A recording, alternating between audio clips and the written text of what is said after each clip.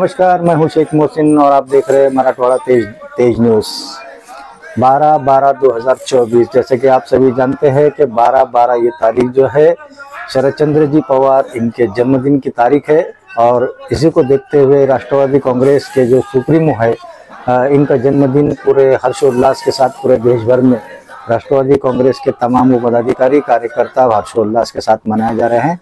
इस अवसर पर तमाम वो राष्ट्रवादी कांग्रेस के पदाधिकारी कार्यकर्ता है, इन्होंने कई कार्यक्रमों को हाथ में लिया और इन कार्यक्रमों में कई ऐसे जो शामिल हैं उनके नाम मैं आपको बताना चाहूँगा, जैसे कि वृक्षारोपण है, कंबल वाटप का कार्यक्रम है, मिठाई वाटप का कार्यक्रम है, कहीं अनाथ आश्रमों में जो है तो इनको गरीब बच्चों को जो है तो खाना खाने का कार्यक्रम लिया गया है। और कहीं अनेक अपने अपने जिलों में गांव में जो है राष्ट्रवादी कांग्रेस के जो पदाधिकारी हैं उन्होंने केक काटकर जो है शरद चंद्र जी पवार इनका जो 84वां जन्मदिन है वो बड़े हर्षोल्लास के साथ में मनाया गया है। और इसी जन्मदिन के अवसर पर एक संदेश लोगों तक पहुंचाने का काम राष्ट्रवादी कांग्रेस के जो पदाधिकारी है उन्होंने ये संदेश हमारे चैनल के माध्यम से दिया। आइए देखते हैं उन्होंने किस तरीके से राष्ट्रवादी कांग्रेस पार्टी के जो संस्थापक अध्यक्ष शरद चंद्र जी पवार है इनके कार्यों को, इनके किए हुए कामों को किस तरीके से जो है तो जनता के सामने रखा है। शहर आणि ग्रामीण वेगवेगळे कार्यक्रम घेतले। शहरामध्ये एक सकाळी एमजीएमला रोग निदान शिबिर झालं, त्याच्यानंतर इथं राष्ट्रवादी भवनला सकाळी एक केक कापून सनी त्यांचा सत्कार, काही मुलांचा सत्कार करण्यात आला। त्याच्यानंतर आम्ही एक मातोश्री आश्रम आहे त्या मातोश्री आश्रमचे इथे भोजन दान केलं। तिथे 112 वृद्धांना आम्ही जेवण दिलं, अगदी चांगल्या प्रकारचं जे आपण रोज जेवतो चांगलं सुंदर, ते लोक असे खुश झाले आम्हाला पहिल्यांदा असं जेवण मिळालं म्हटले का हो साहेब। अनाथ आश्रम, त्याच्यानंतर एक अनाथ आश्रम बालिका आश्रम आहे, अनाथ आश्रम बालिका आश्रम बायपासला, त्या ठिकाणी आम्ही म्हणजे 84 मुलींना त्या ठिकाणी हे ब्लँकेट वाटप केलेत। त्याच्यानंतर आम्ही आता हा कार्यक्रम इथं केकचा केला आणि याच्यानंतर आम्ही आता वेरूळला शाळेवरती चाललोय। वेरूळच्या शाळेवरती सुद्धा आम्ही 84 मुलांचा सत्कार करतोय आणि त्यांना तिथे सुद्धा ब्लँकेट वाटप करतोय। तसंच परत करसगावला एक 2 दिवसानंतर आम्ही 84 झाडं, म्हणजे 100 आणून ठेवले पण 84 झाडाची लागवड पवार साहेबांच्या वाढदिवसानिमित्त करतोय। त्या प्रत्येक झाडाला पवार साहेबांच्या नावाची पाटी असेल अशी 84 झाडं लावतो। असे भरगतचा कार्यक्रम कन्नडला एक आम्ही कोणता कार्यक्रम होते, रक्तदान शिबिर कन्नडला घेतोय। म्हणजे आमच्या जिल्ह्याभरामध्ये हे आठवडाभर पूर्ण असे भरगतचा कार्यक्रम आहे आणि ते समाज उपयोगी कार्यक्रम घेतोय। आज आदरणीय देशाचे नेते शरदचंद्रजी पवार साहेब यांचा वाढदिवस आहे। त्यांच्या वाढदिवसाच्या निमित्ताने तमाम जिल्ह्यातील सर्व पदाधिकारी कार्यकर्ते यांना जिल्हा राष्ट्रवादी काँग्रेसच्या वतीने मनापासून खूप खूप शुभेच्छा। आज पवार साहेबाला या ठिकाणी 84 वर्ष पूर्ण झाले, परंतु आपण बघतो की 84 वर्ष पूर्ण झाले तरी असं कोणतंही वर्ष असं नसेल की ज्या वर्षामध्ये किंवा महिन्यामध्ये आदरणीय पवार साहेब घरात बसून राहिलेत। कदाचित केव्हा जरी तब्येतीची थोडीशी काही अडचण असेल तर त्यावेळेलाच पवार साहेब यांनी विश्रांती घेतली असेल किंवा दवाखान्यात असतील तेव्हाच, म्हणून दवाखान्यातून डिस्चार्ज झाला की पवार साहेब कधी थांबले नाहीत आणि असा अविरत प्रवास त्यांनी जो या राज्यासाठी केला, देशासाठी केला, जे सामाजिक कार्य त्यांनी या ठिकाणी केलं, मला वाटतं याला या देशात सुद्धा तोड नाहीये। अनेक नेते होऊन गेलेत, प्रत्येकजण ज्याच्या त्याच्या पद्धतीने काम करतो, परंतु आदरणीय पवार साहेबांची कॅपॅसिटी काम करण्याची जी होती आणि आहे याला या राज्यात देशात तोड नाही।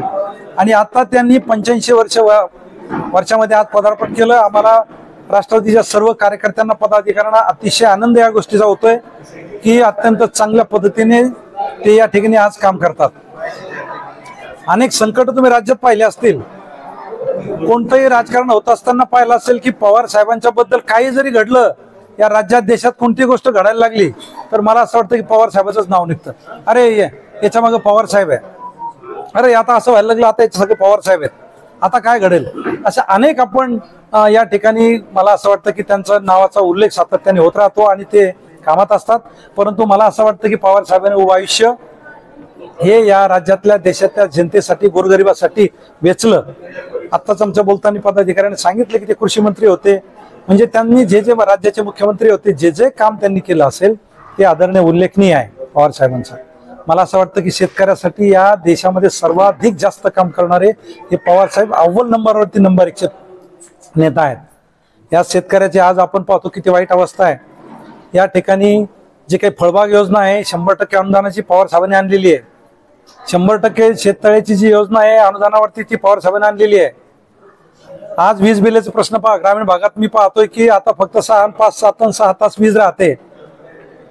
पूर्वी वीज पूर्ण वेळ राहायची आणि त्या विजेचं बिल एवढं यायचं तर शेतकऱ्याच्या पोटात तो गोळा उठायचा की वीज बिल पाहून सनी। म्हणून 3 HP आणि 5 BP हॉर्स पॉवरवरती त्याचं बिल वर्षाचं ठरवून देणारा हा शरद पवार आहे। महिला विधेयक धोरण शरद पवारांनी आणलं, 33% आरक्षण महिलांनी आणलं। अनेक जे काही मला असं वाटतं की अनेक प्रश्न या राज्याचे देशाचे सोडले असतील गोरगरिबासाठी, शेवटच्या स्तरापर्यंत काय अडचण आहे मग त्या शेतकरी, कामगार, उद्योजक, शेतकरी सर्वांगी विकास साधण्याचा प्रयत्न आदरणीय पवार साहेबांनी या ठिकाणी केला आणि त्याच्याच पवार साहेबाच्याच पावलावर पाऊल ठेवून सनी भविष्याची पिढी जयंत पाटील सुद्धा तसंच काम करतायत, सुप्रियाताई तसंच काम करतायत। आणि या ठिकाणी मला असं वाटतं की लोकसभेला अत्यंत महाराष्ट्रात चांगलं घवघवीत यश मिळालं। आवर्जून उल्लेख या ठिकाणी आपल्याला करावा लागेल की आज पवार साहेबांच्या वाढदिवसाच्या निमित्ताने मला असं आवर्जून बोलावंसं वाटेल की आता नुकत्याच विधानसभा झाल्या आणि विधानसभेचे निकाल जेव्हा आले मला असं वाटतं की आपण सगळे पत्रकार मंडळी आपण पाहिलं असेल की जेव्हा विधानसभेच्या निवडणुका होऊ घातल्या होत्या की राज्यामध्ये महाविकास आघाडीचं सरकार येणार आहे असं तुम्ही आपण सगळेच म्हणत होतो, वातावरण तशाच पद्धतीचं होतं आणि महाविकास आघाडीच्या जागा 160 165 पर्यंत जागा येण्याच्या 2 दिवस 3 दिवस आधीपर्यंत या ठिकाणी चर्चा होत होती। परंतु असा काय चमत्कार झाला की 2च दिवसामध्ये हे सगळं वातावरण बदललं आणि या ठिकाणी आमच्या महाविकास आघाडीला अत्यंत कमी जागेवरती समाधान मानावं लागलं।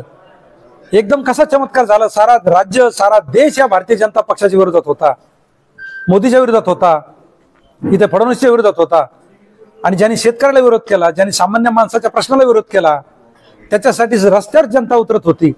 परंतु आज या ठिकाणी अनेक आमिष देऊन अनेक वेगवेगळ्या प्रकारचे या ठिकाणी आपण EVM मशीन असेल, लाडक्या बहिणीची काही प्रमाणात ती चांगलंच योजना आहे त्याच्याबद्दल दुमत नाही, परंतु त्यांनी आम्ही सांगितलंय की जसं त्यांनी सांगितलं होतं की आम्ही निवडून आल्यानंतर लाडक्या बहिणीला 2100 रुपये देऊ, त्यांनी का आता ते द्यायचं बोलत नाहीयेत।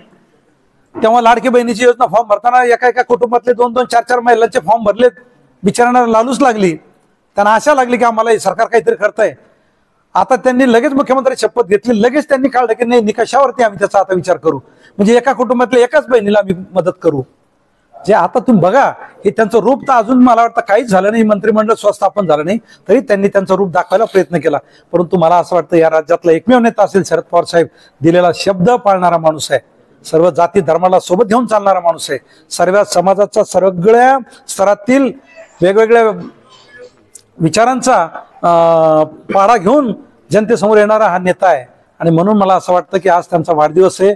आम्हाला कार्यकर्त्यांना निश्चितपणाने राज्यामध्ये जे काही अपयश आल्याचं दुःख आहे, सर्वांना आशा होती की राज्यामध्ये महाविकास आघाडीचं सरकार येईल, परंतु ते आलं नाही आणि का आलं नाही, कसं आलं नाही, काय घडलंय, मला असं वाटतं की सोशल मीडियावरती तुम्ही पाहिलं असेल एक पाकिस्तानच्या अधिकाऱ्याची अशाच निवडणुकी दरम्यान काय घडलं असेल ते तुम्हाला जर बघ नसेल तर मी आत्ता टाकतो की तिथल्या त्या मोठ्या अधिकाऱ्याने हे सांगितलं की ज्या काही भागामध्ये लोक हे आम्हाला निवडणुकीचं जे काम दिलं होतं मला प्रेशर केलं गेलं आणि त्या प्रेशर खाली मी निवडणुका घेतल्या, आमचे अधिकारी रडत होते आम्हाला चुकीचं काम करायला लावू नका। त्यांनी मान्य केलं एक गोष्ट की या EVM मशीनमुळे जी लोक 70-70 हजार मतांना निवडून येणार होती त्या लोकांना आम्ही पाडलं, आम्हाला भर चौकात फाशी द्या। आज आम्हाला पश्चाताप होता या गोष्टीचा, आम्ही चोरत नाहीये आणि स्वतःहून पोलीस स्टेशनला ते अधिकारी गेलेत। अशा प्रकारचं या राज्यात सुद्धा, परंतु जो बोलेल त्याच्यावरती धाड येईल, त्याच्यावरती ईडी येईल, त्याच्यावर सीडी येईल आणि त्याला जेलमध्ये टाकलं जाईल। इथं हे राज्य म्हणजे लोकशाहीचं राज्य राहिलं नाही, इथे हुकुमशाहीचं राज्य या राज्यात सुरू झालेलं आहे, अशी परिस्थिती झाली आणि याला या देशामध्ये मला असं वाटतं की ह्या सगळ्या गोष्टीला तारणारा, मदत करणारा, जनतेच्या पाठीशी उभा राहणारा एकमेव नेता आहे तो आदरणीय शरदचंद्रजी पवार साहेब आहे आणि म्हणून आम्हाला काही जरी झालं तरी आम्ही पवार साहेबाची साथ आयुष्यभर सोडणार नाही, त्यांच्या सोबत राहिलो. आज या पैसा आला, सत्ता मिळाली नाही, मिळणार नाही, हरकत नाही, आम्ही काय आजपर्यंत सत्तेतच नव्हतोय, पण आदरणीय पवार साहेबांच्या विचारावरती आम्ही चालणार आहोत. त्यांच्या सात पाठीच्या हाताशी पायावर पाऊल ठेवून आम्ही पुढे काम करत राहू आणि तेच काम राष्ट्रवादीचे कार्यकर्ते सातत्याने करत असतात. आम्हाला त्या सत्तेची लालसा नाही, आम्हाला स्वतःची लालसा नाही आहे, परंतु या ठिकाणी समाजामध्ये लोकांचं, गोरगरिबांचं चांगलं काम हवं. म्हणजे ज्याच्यावरती अन्याय होतो त्याला न्याय मिळाला पाहिजे, त्याला त्याचा अधिकार मिळाला पाहिजे, याच्यासाठी आम्ही सातत्याने भांडत राहू. पुन्हा लाडक्या बहिणीला यांनी 21 रुपये महिन्याला दिलं पाहिजे आणि जे निवडणुकीच्या आधी त्यांनी कबूल केलं होतं की इथं सरसकट जी लाडकी बहीण केली ती तसंच त्यांनी करावं. कुठल्या प्रकारचे निकष या ठिकाणी त्यांनी आणू नये. दुसरी गोष्ट या ठिकाणी सांगेल की आज ग्रामीण भागामध्ये मी आता गेली अनेक दिवसापासून फिरतोय, या ठिकाणी फक्त 5 ते 6 तास वीज या ठिकाणी ग्रामीण भागात राहते. आता सध्या या ठिकाणी लोकांना गहू पेरणी झाली आहे, ज्वारी पेरणी चालू आहे, काही हरभरा पेरतायत, विहिरीत थोडंसं काही जसं जसं पाणी आहे, कर्जबाजारी झालेला शेतकरी, परंतु ते पीक त्याला वाचवण्यासाठी लाईट दिवसात सुद्धा लाईट राहत नाही आणि रात्रीच्या शेतामध्ये भीती वाटते, जनावर फिरतात, कुठे काय असतं आपल्याला माहिती आहे. आणि अशा वेळेत ती लाईट 4-5 तास राहते. मला वाटतं त्याला अख्खा दिवस पूर्ण रात्रभर जागून काढावं लागते आणि 4-5 तास लाईट येते, त्यात 1-2-3 तास भरणं होतं, 4 वेळा बंद पडते मोटर. ही अत्यंत वाईट गोष्ट आहे. याच्या संदर्भात मी आता काही 2-4 दिवसातच या ठिकाणी एक निवेदन देणार आहेत आणि या सगळ्या प्रश्नाला वाचा फोडणार आहे. आणि या निमित्ताने आज पवार साहेबांच्या वाढदिवसाच्या निमित्ताने सांगतो की आम्ही विधायकच काम करणार आहोत. म्हणून शेतकऱ्याला पूर्ण वेळ वीज दिली पाहिजे आणि त्याची वीज बिलाची माफी दिली पाहिजे. लाडक्या बहिणीला त्यांनी 2100 रुपये म्हणणं त्यांनी कबूल केलं होतं. आम्ही तर आमच्या सरकारला तर 3 अर्धे बोललो होतो, पण त्यांनी 2100 रुपये हे लाडक्या बहिणीला रेग्युलर दिले पाहिजे आणि त्याच्यात कुठल्याही प्रकारचा निकष लावू नये. आणि यांनी शब्द केला होता शेतकऱ्याला कर्जमाफी देऊ, यांनी 100% शेतकऱ्याची कर्जमाफी केली पाहिजे. या कर्जमाफीत त्यांनी कुठलेही निकष न लावता कर्जमाफी केली पाहिजे, अशी आमची या ठिकाणी अनेक वेगवेगळ्या मागण्या आहेत. आणि शेतीमालावर जो शेतीमालाला हमी भाव मिळाला पाहिजे, या अनेक प्रश्न आमच्या ग्रामीण भागातले, शहरातले प्रश्न आहेत. हे प्रश्न घेऊन आम्ही आज पवार साहेबांच्या वाढदिवसाच्या पासून या सगळ्या कामाला सुरुवात करतो. एवढंच या ठिकाणी आपल्याला मी सांगू इच्छितो. सर, शहरामध्ये काय काय काय